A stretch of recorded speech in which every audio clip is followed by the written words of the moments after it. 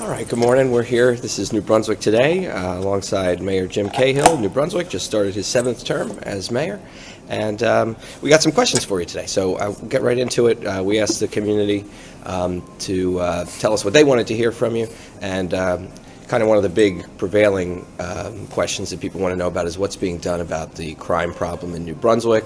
What steps are you taking to make the city safer, and what are you doing to keep the cops in line?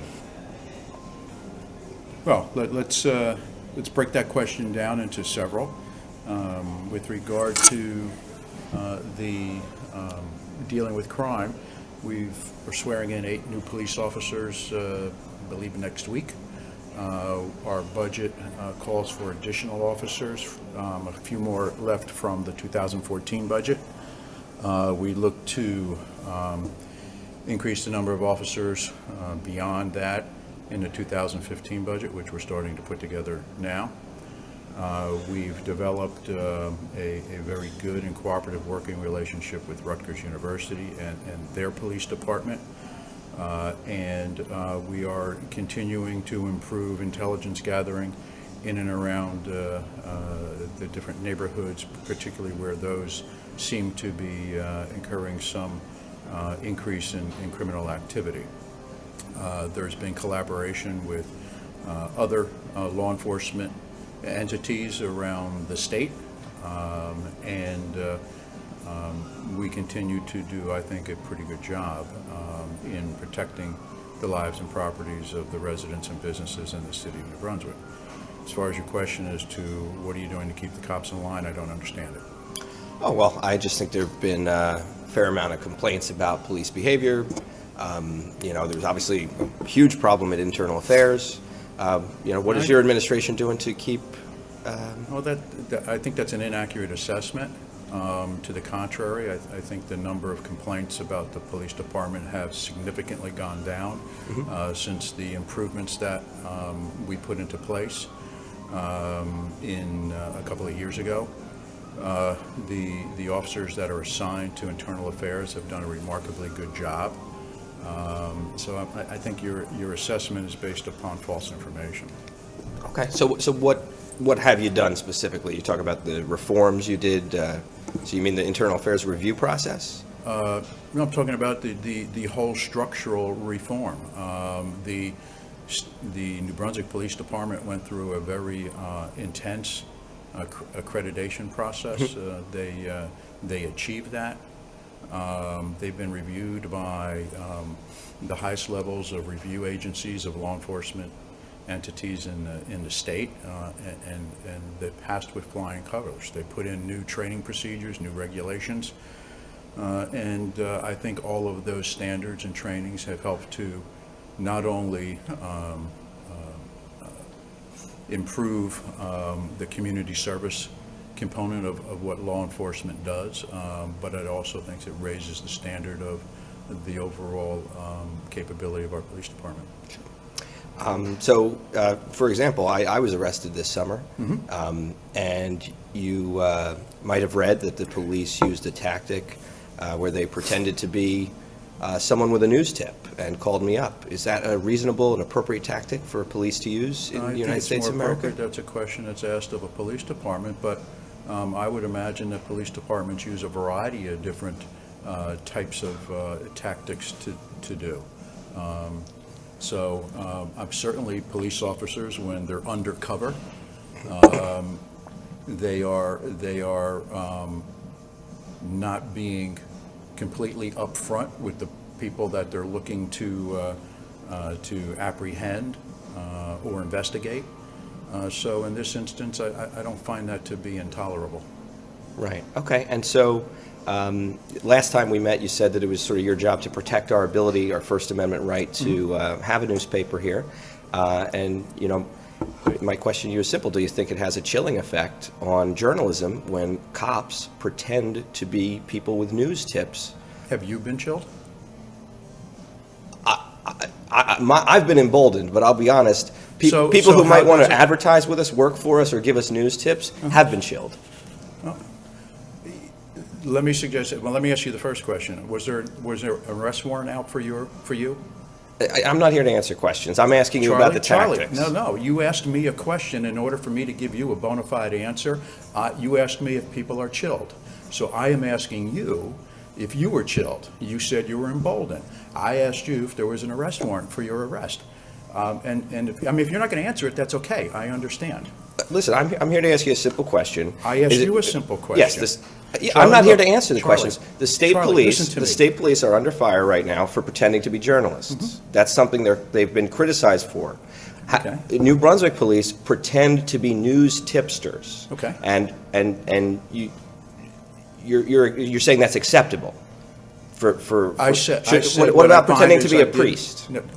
You asked me the question, and I gave you an answer. The answer was, I did not find it to be intolerable. Okay. You want to talk about it longer and longer and longer, that's okay, but that's my answer. Now, if you're going to be confrontational through this conversation, we can end it right now, and we can do whatever you want to do going forward. So I'm trying to extend to you the opportunity to ask me questions, but if you want to be confrontational, that's okay. You're welcome to do that. I respect your right to do it. But if you're going to ask me questions, you better be ready and able to respond or choose not to respond to questions that I need answers to in order to answer your question. Okay. Well, I'm not asking anything about my personal situation at this point. I'm asking you. You just did. At this point, you threw your personal life about your arrest into your question. You can't back off once you've done that. Okay. You can't jump in and out. This is the part of the problem, Charlie. You contend you're a journalist, and you certainly write articles. And depending upon what one's definition of journalist is, you certainly may meet that definition. You express yourself as a concerned citizen, and you jump in after you report on things. You opine on a whole lot of different subject matters, usually in a area that you are critical of. And the last is you're politically engaged. So it's hard doing what you do, wearing those three hats, and expect for people to give you answers thinking that the answers are going to be portrayed accurately, without slant, without bias, and without ulterior motive. So I'm willing to play this any way you want to, but I'm trying to respect your contention that you're a journalist and give you information that you can use to disseminate to the public with your journalist hat on. You want to turn it into something else, that's okay with me. Okay, so my question was, is it okay for police to pretend to be doctors or priests? Is that an acceptable tactic in the United States of America? I'm not going to talk about hypotheticals. In this situation, the one that you told me about, I indicated that police use various activities in order to get the job done. And in this situation, I didn't find it to be intolerable. Okay. Fair enough. A lot of people wanted to know, why did you cancel the Christmas tree lighting ceremony? Great tradition in New Brunswick. It is a great tradition. It's one we started. But it was, we had intelligence that told us that there were going to be a group of people who were going to be protesting and marching specifically to that area. We estimated that the numbers may reach up to 500 people. And we also knew that we were going to have somewhere between 500 people, maybe even more, for the Christmas tree lighting. Sometimes when the weather's good, we get up to 1,000 people. And we thought, and it all was going to happen at the exact same time, in order to protect the rights of those that were going to be marching and protesting to get to Monument Square. We thought it would be best not to put people who had cross purposes in the very same area. Well, I won't say cross purposes that were not similar.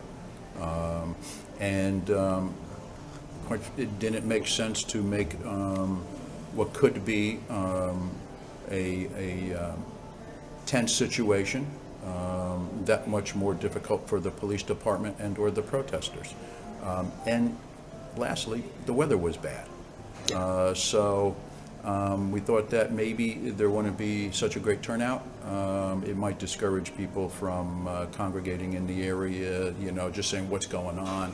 And we just thought it made the most sense. And quite frankly, I'm glad I made the decision. I've not heard any complaints with regard to the cancellation of the tree lighting ceremony, and the protest went along. I won't say without hitch, because if our intelligence was correct and that these stated destination was going to be Monument Square, once the Christmas tree lighting was canceled, they moved over to Route 18.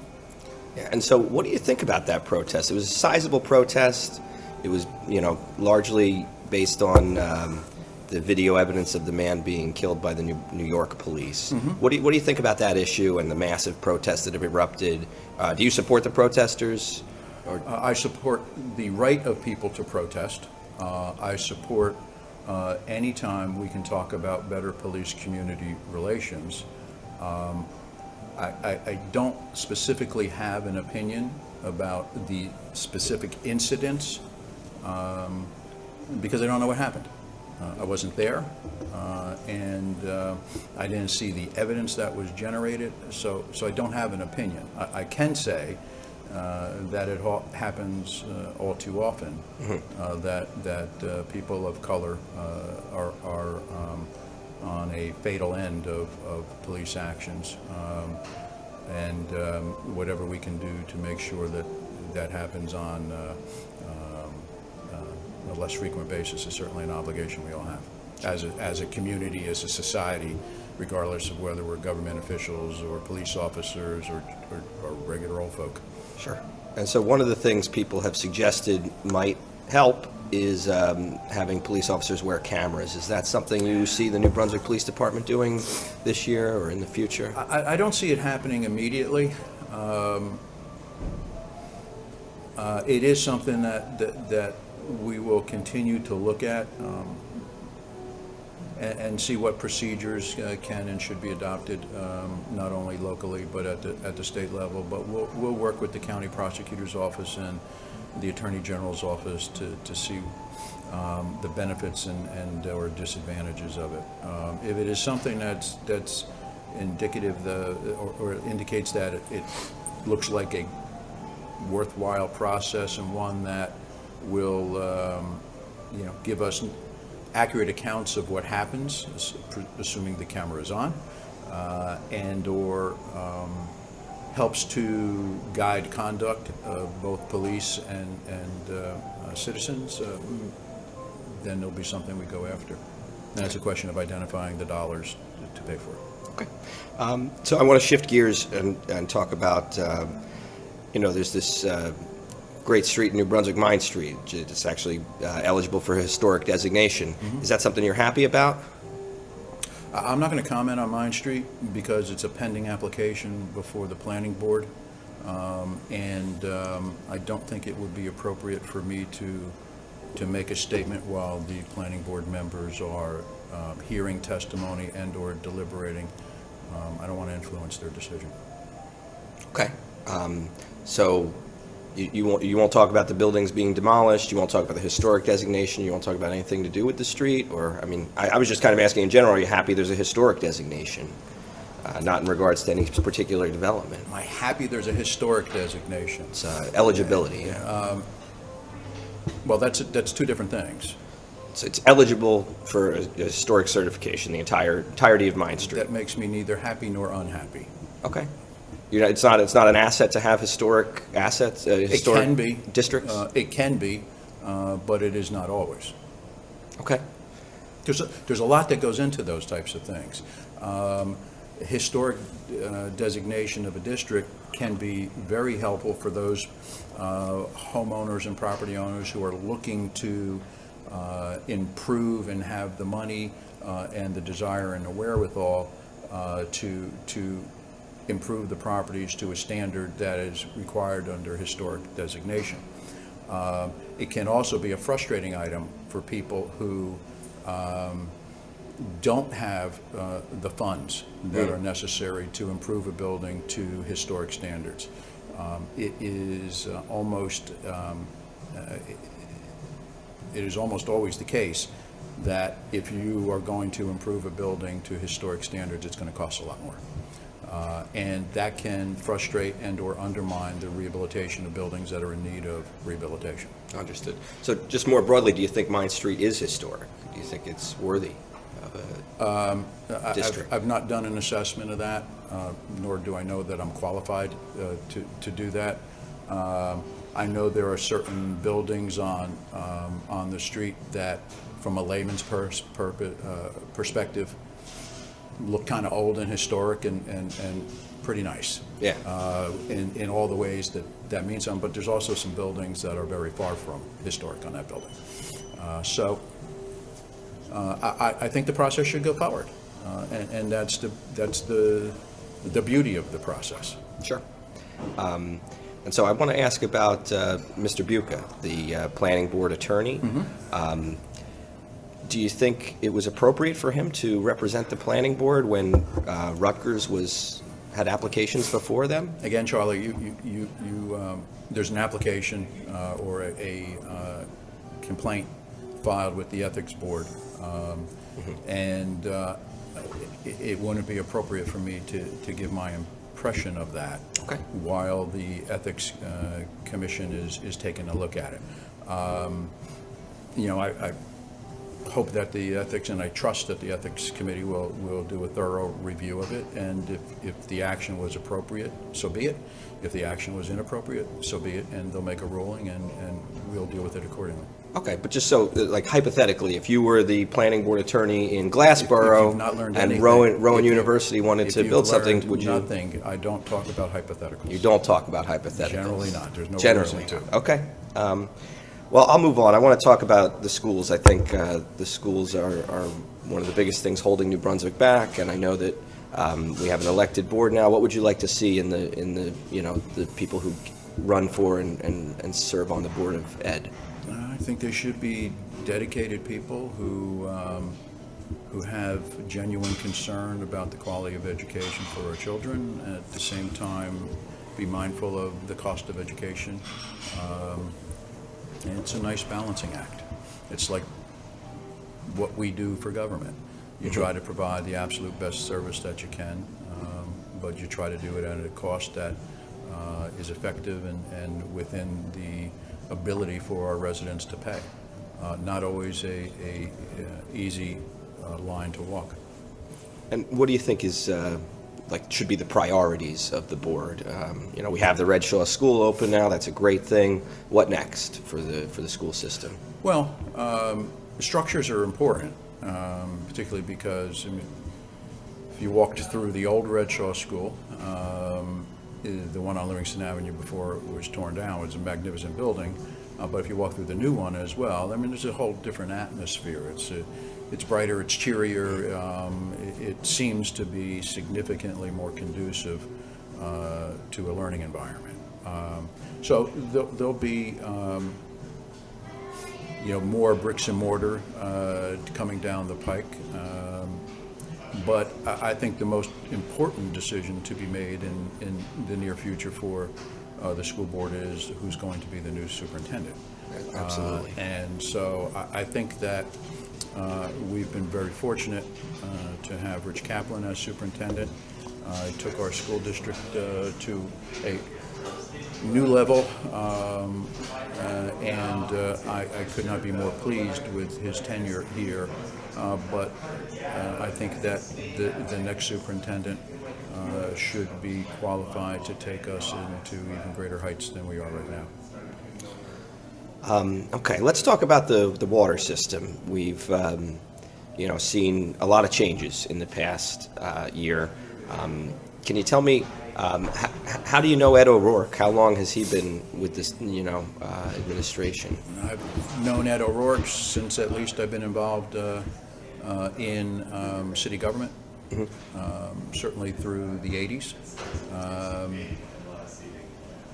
And he is a New Brunswick guy, grew up in New Brunswick, but Most of my familiarity with Ed comes through his position as the licensed operator for the city's water system. Right, and is your belief that he was solely responsible for the problems that resulted in the DEP, issuing violations? There's nothing to indicate anything to the contrary. Okay, and I guess what do you think is reasonable? What's fair to happen to Mr. O'Rourke for what he has done? Well, the only question before me as the mayor of the city as to what should happen to him is he should no longer be employed at the city of New Brunswick, and his disciplinary action against him seeks his removal.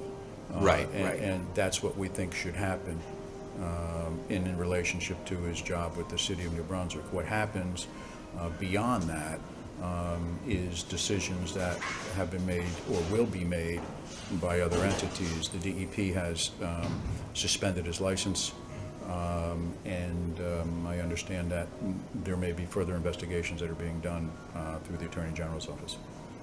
Correct. So, I guess what's being done to make sure nothing like that ever happens again? Well, we've tried to create levels of redundancy. Having greater oversight by other licensed operators or people who are qualified to be licensed operators.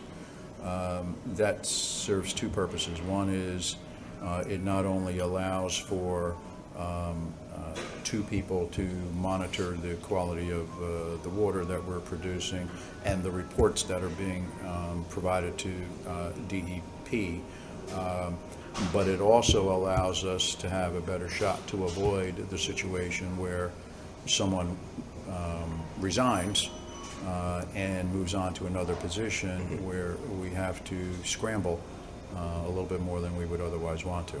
Of course.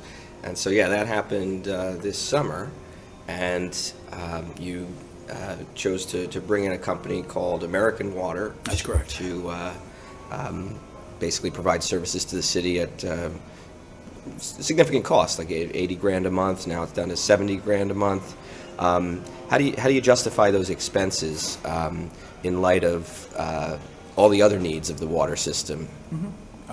I suppose that, and this is not a question for you to answer, but it is, how do you justify not doing it? Mm-hmm. The alternative was to shut down our water plant. In the state of New Jersey, in order to operate a water facility like ours, you need to have someone who has a T4 license. Mm-hmm. We had two of those folks as part of our redundancy approach that we were trying to invoke. Frank Marascia, who was our water utility director, moved on to American Water, right, for better opportunities and a variety of other reasons. It's closer to home, mm-hmm, less travel, more time at home. No city council meetings. No city council meetings. Keith Smith, who was our actual licensed operator, titled as such, mm-hmm, gave us notice several weeks later that he was going to follow the same path to a different, mm-hmm, water provider, but nevertheless go back to the private sector. So we solicited, we looked for people who were licensed operators and met the licensing requirements for that. In that short period of time that we devoted to that, we could not find anyone. To hedge our bets, we went out for an RFP and solicited proposals from a number of entities to come in and provide the licensed operation service only. We had somewhere between 5 and 8 entities come, mm-hmm, look at our facilities, and we had one proposal, I believe, that was submitted. And Charlie, I'm not going to tell you this is, necessarily completely accurate, spot on, but it's my best recollection some 6 months later. If you need more details, we can get it to you. Fair enough. And the proposal that came in was from another private entity, that the cost of which was double that of American Water. So we went back and spoke with a couple of the other operators to see if we could negotiate a better deal. And American Water provided us with not only the best dollar amount, but the best in coverage and service. So our options at that point in time were limited to two. Right. One Middlesex was, or American. Well, Middlesex or American, or the third option, Okay. which was shut down the treatment plant. Gotcha. If we shut down the treatment plant, the costs would be astronomical, and we would be in a similar situation to what we're experiencing now with payment of the water for the period of time that we had to shut our system down last year.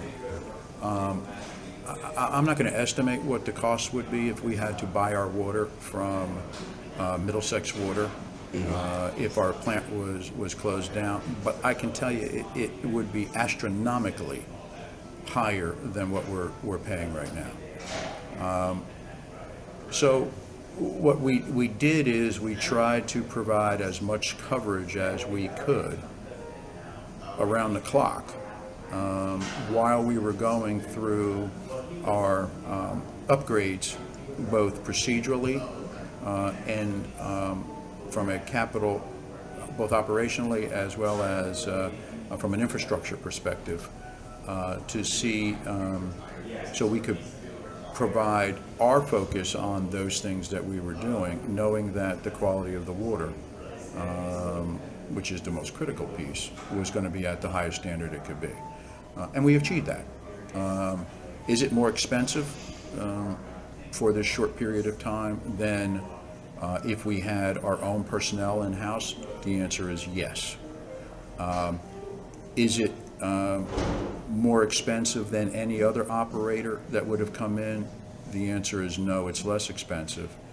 And is it a better alternative to having to shut our treatment plant down and buy water from another private entity? And the answer is unequivocally, this was the option to take. And it's worked out well. In hindsight, it's worked out exceedingly well. We've enjoyed the benefit of a large company coming in, looking at our facilities, sharing some ideas. We were able to share some ideas with them. It's been I'd like to think, a mutually beneficial arrangement, but certainly from the city's perspective, it's been very helpful. It is not one that in its present context, I look forward to a long-term arrangement. It is one that I hope, as we continue to look for personnel, we can perhaps discontinue in its entirety. But unless and until I am completely comfortable that we have all the personnel we need on board to provide the services that we need, I'm not going to make a commitment that it's going to end at any given time. Oh, so you're not willing to promise that it will end this summer? I am willing to promise that that's my goal. Okay. But let's assume for the moment that at the end of that one-year commitment, we don't have the personnel, despite our best efforts, to come on board. Then we'll have to consider that. And for me to commit at this point in time, come hell or high water, that's not going to happen. I don't know what's going to happen over the course of the next 6 months. So my goal is at the end of this contract, conceivably sooner, but that's a contract, so you have to work those things out. That will be completely on our own again with all the personnel that we need to sufficiently run it. But my greater commitment is to make sure that the quality of water that we produce is the best it can be, and that we continue to maintain our rates among the absolute lowest in the state. Understood. And so what personnel do you need to be able to discontinue the relationship with American? I would think at least one more Licensed, T4 licensed operator. I think it would be advantageous to have a couple of one or two other folks who are T1s or T2s in the queue. Okay.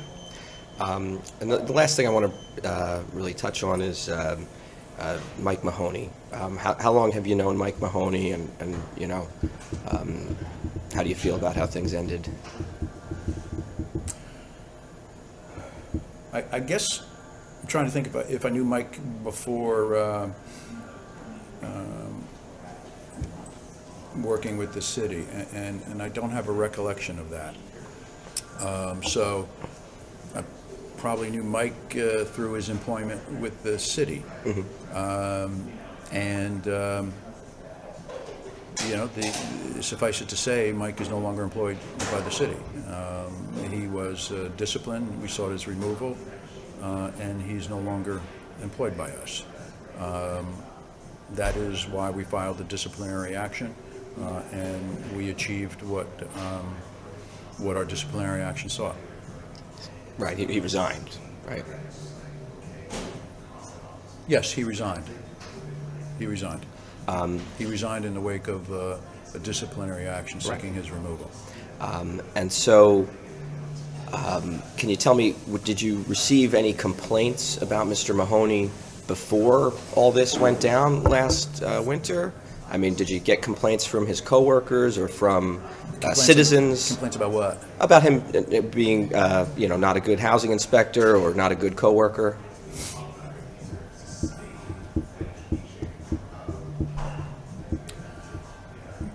Mike had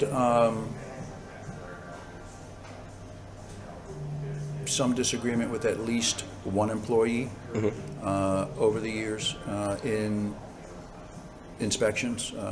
Mike was the chief housing officer, one of the people that worked for him, and Mike did not get along. Right. And I would say that as far as citizenry complaints, I think I don't recall any specifically. You know, somebody saying that he didn't do a good job of inspecting a particular piece of property. But I would say that it is,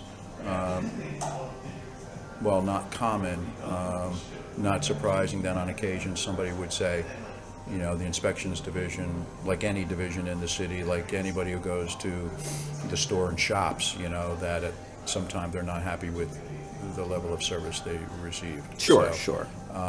There was nothing extraordinary or repetitive or constant with regard to Mr. Mahoney. Okay. Can you tell me, do you know if he has any business interests that might be aligned with his work? Did he, you know, buy houses, or was he involved in, you know, the New Brunswick real estate business? Not that I'm aware of. Okay. I don't have any knowledge of that. Okay. And I guess, you know, the last thing would be, you know, how did, you know, the state police said that it seemed that what was going on in terms of the distribution of cocaine was going on for years. How was it that, you know, New Brunswick's police were not able to discern this? You know, Mike Mahoney worked in the same building as the police station. Well, you extrapolated from one fact another fact which may or may not be true. Okay. Well, the New Brunswick police didn't effect an arrest on him or file charges against him. Why was that? Well, let me get back to your first question. The state police indicated that this was an ongoing investigation for a period of years, to use yours. That does not mean, in and of itself, that Mr. Mahoney was engaged in that same stuff for a period of years. So, to extrapolate the second fact off of the first into a question, really, it's not something that I can answer because I don't know that. Okay. as to why the police department didn't do something earlier on, you're also assuming that the police department was not involved with the state police investigation as a joint investigation that is ongoing through law enforcement. And that's not an assumption I'm going to accept, and nor am I going to comment any further on it. Okay. The last thing is, if the point of your question is, why wasn't Mahoney, who, based upon your first question, involved in drug trafficking for a 3-year period, picked up by New Brunswick police during that 3-year period, I suppose the same question could be posed to the state police who were doing the investigation over the 3-year period. Why didn't at some point in time they effectuate an arrest during that 3-year period? Those are all questions better posed to the state police. Sure, fair enough. Suffice it to say, what I am told, and I do not know this for a fact, that this was a single incident with Mr. Mahoney, who has now pled guilty to the charges, Right. or whatever the disposition of the criminal charges was, and that there was no further information or evidence to do anything else with him. Okay. Do you know Paul Cahill? That's the name of the fellow who owned property in New yes. Brunswick. I do not. Okay. And so I guess the last thing on Mahoney would be, and Mr. O'Rourke, they both gave donations to your political campaign. And, one time I asked you, are you going to give them back the donations? You said, well, why would I want to give them to them? Yeah. It makes sense. But would you be willing to take those donations and forward them, donate them to another good cause like the soup kitchen? I do or that all the something? time. Okay, well, I'm just asking specifically the Mahoney donation and the O'Rourke donation. Would you be willing to pass Over those the on course to of a year, my political action committee makes contributions in large amounts to a variety of charitable events. So to specifically say that I've given that several $100 contribution to somebody does nothing other than try to make it look like I don't have any involvement with these people. And I'm not about the business of pretense, and which is the reason why I gave you the answer in the first place. You asked me, why don't you give the money back to them? Mm-hmm. And I said, why would I want to reward the people by making them richer? So in the course of what I do, I already give far in excess of the amounts that they've contributed to charitable and other worthwhile causes, and I will continue to do that. Okay, terrific. I've been kind of hard on you today. I want to just give you the chance to. You've not been hard on me, Charlie. Okay, good. Well, maybe next time. Okay. What I would like to do is give you the chance to speak about what you would like to speak about. What can New Brunswick residents expect in 2015? What do you have on your? I gave a State of the City address. Yeah. I'll let that stand for what we look forward to in 2015, and I appreciate the opportunity to sit down and talk to you. Sure. Okay. Well, thank you so much for your time, and I look forward to doing this again soon. Okay. All right, Charlie. Good talking to you.